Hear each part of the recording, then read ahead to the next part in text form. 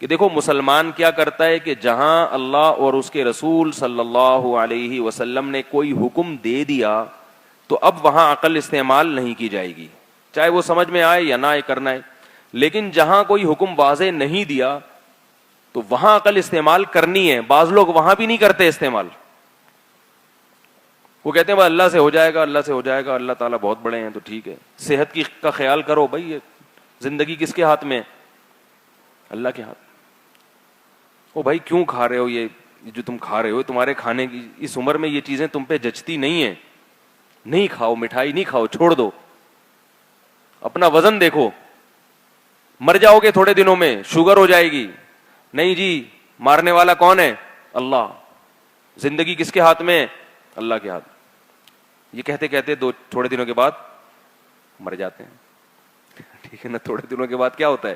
یہ کہتے کہتے مر جاتے ہیں.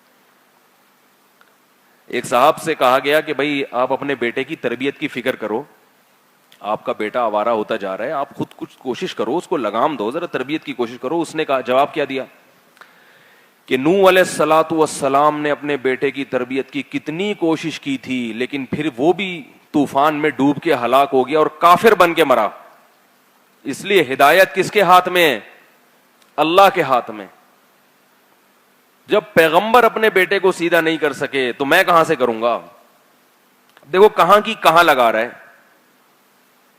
اللہ کے بندے پیغمبر اپنے بیٹے کو سیدھا نہیں کر سکے، مگر کوشش تو کی نا انہوں نے. بیٹا خود ہی ڈوب گیا، اور تم جو اعمال کر رہے ہو اس سے تو اپنے بیٹے کو خود ہی ڈبو رہے ہو اللہ کے عذاب میں اور تباہی بربادی میں. اور نوح علیہ السلام کے ایک ہی بیٹا تھوڑی تھا، اور بھی تو بیٹے تھے، باقی تو سارے ایمان لے آئے، اور انہی کی تو نسل چلی ہے پھر آگے. ذریۃ من حملنا مع نوح وجعلنا ذریتہ هم الباقین. اللہ فرماتے ہیں نوح کی ذریت ہی کو ہم نے باقی رکھا ہے. تبھی نوح علیہ السلام کو آدم ثانی کہا جاتا ہے، دوسرے آدم. تو وہ بیٹے ایمان لائے تو تبھی تو آگے نوح علیہ السلام کی دوسری نسل چلی ہے. کیا خیال ہے بھائی؟ ان پہ تربیت اثر کر گئی اور ان پہ اثر نہیں کی گئی، وہ ماحول سے متاثر ہوا. تو اگر حضرت نوح نے تربیت کی ہی نہ ہوتی تو سارے بیٹے کافر ہوتے، سارے ماحول کے پیچھے چلتے. تو اپنی اولاد کی تربیت کی فکر کرنا، اس کے بارے میں پلان بنانا. پہلے تو ایک بات آپ سے عرض کروں، اپنے بچوں کے بارے میں پہلے سے فیصلہ کر لیا کرو اس کو بنانا کیا ہے. میں یہ نہیں کہتا کہ جو آپ فیصلہ کرو گے بنے گا بھی وہی، سوچتا کچھ ہے انسان، بنتا وہ کچھ ہے. لیکن جب آپ ایک سوچو گے تو کم از کم 50% تو اس میں کامیابی ہوگی نا، کہ نہیں؟ یا نہیں ہوگی؟ آپ کے مثال کے طور پر معذرت کے ساتھ 10 بچے تھے، معذرت کے ساتھ کہہ رہا ہوں میں، 10 بیٹے تھے آپ کے. آپ نے 10 بیٹوں کے بارے میں سوچا کہ پہلے والے کو یہ بنانا ہے، دوسرے والے کو یہ بنانا ہے، تیسرے والے کو یہ بنانا ہے، چوتھے والے کو یہ بنانا ہے. تو جو آپ نے سوچا ہوا تھا 5 تو کم از کم بن جائیں گے نا. ویسے 5 اسپیئر میں بگڑنے کے لیے رکھیں بھائی. 5 پہ تو ایسا بھی نہیں ہوتا کہ اللہ آپ کی ساری محنتوں کو برباد کر دیں. کبھی کبھی اللہ اپنی قدرت دکھا دیتے ہیں کہ ہدایت تمہارے نہیں میرے ہاتھ میں. لیکن اللہ کا قانون کیا ہے کہ تربیت کی فکر کرو گے تو تربیت اچھی ہوگی. قانون یہی ہے، کبھی اس کے خلاف ہو جاتا ہے. نوح علیہ السلام کا بیٹا بگڑ گیا، وہ بھی ایک، باقی نہیں بگڑے. اور ابراہیم علیہ السلام کے سارے بیٹے سدھر گئے. اسماعیل علیہ السلام بھی اور اسحاق علیہ السلام بھی. پھر اسحاق علیہ السلام کی اولاد میں یعقوب علیہ السلام، یوسف علیہ السلام، یہ سارے سدھرے ہوئے تھے جن سے اللہ نے بڑا کام لیا ہے.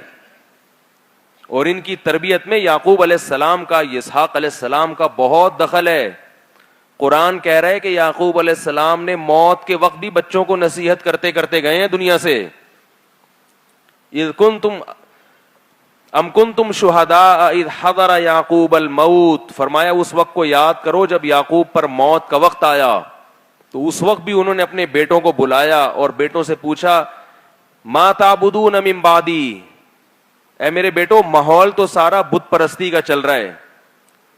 جس علاقے میں ہم رہتے ہیں، جس ملک میں ہم رہتے ہیں، وہ تو سارے کافر بستے ہیں. مصر میں تھے نا، یہاں تو سارے غیر مسلم ہیں. تو تم بتاؤ کہ میرے مرنے کے بعد کہیں مذہب کو چھوڑ تو نہیں دو گے؟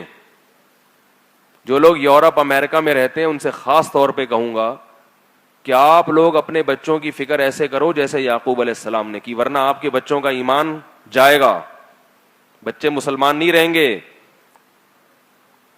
کیونکہ اس وقت بھی مصر کی حکومت سارے کیا تھے؟ کافر تھے.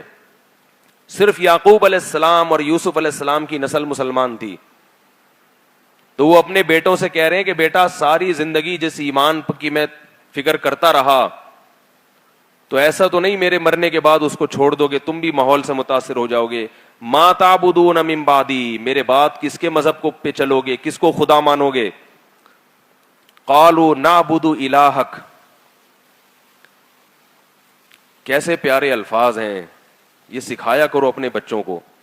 سب سے پہلے جس نے اپنے بچوں کو اللہ سکھا دیا نا، باقی چیزیں انشاءاللہ سکھانا آسان ہوگا.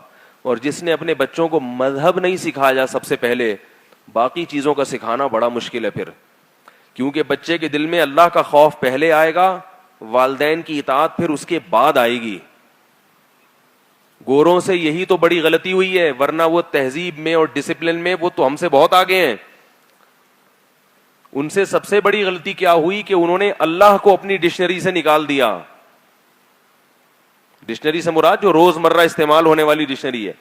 اب وہ ڈسپلن، قانون اور لائن میں قطار میں اور ملک سے محبت سب کچھ ہو گیا ان کے ہاں، مگر خونی رشتے ختم ہو گئے.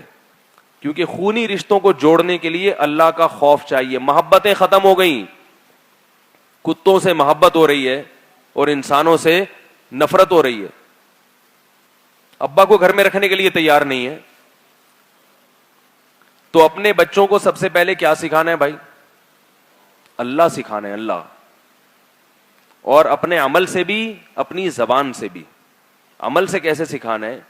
کہ جب اللہ کا کوئی حکم مخلوق کے حکم سے ٹکرا رہا ہو اور بچے کو، بچہ دیکھ رہا ہو کہ دیکھیں اب ابا کیا کریں گے ہمارے، تو آپ نے اللہ کے حکم کو فالو کرنا ہے. بچے کے ذہن میں یہ بات بیٹھ جائے گی کہ سب سے پہلے کون ہے؟ اللہ ہے. بلکہ یہ سکھا دیں کہ اگر میں نے بھی تمہیں ایسی بات کا حکم دیا جو اللہ کی مرضی کے خلاف ہے، بیٹا تم نے میری بات نہیں ماننی ہے. یہ آپ نے اس کو باور کرا دیا نا تو آپ کی بھی باتیں مانے گا. پھر وہ سب سے بڑی غلطی یہی ہوتی ہے. تو یہاں عقل کو استعمال کرنا ہے، غور کرنا ہے، مشورہ لینا ہے علماء سے، جو بھی ان چیزوں کے ماہر ہیں ان سے مشورہ لینا ہے کہ بھئی کیا کروں میں اولاد کی تربیت کے لیے. بعض لوگ سختی کرتے ہیں تو سخت پیٹتے چلے جا رہے ہیں، صبح شام ایسے مار رہے ہیں جیسے پتہ نہیں. اور بعض نرمی کرتے ہیں تو اتنی نرمی کہ وہ کسی بات پہ کچھ کہتے ہی نہیں ان. اور بعض سختی اور نرمی دونوں سے کام لیتے ہیں لیکن ان کو یہ پتہ ہی نہیں ہوتا کہ سختی کہاں کرنی ہے اور نرمی سے کام کہاں لینا ہے.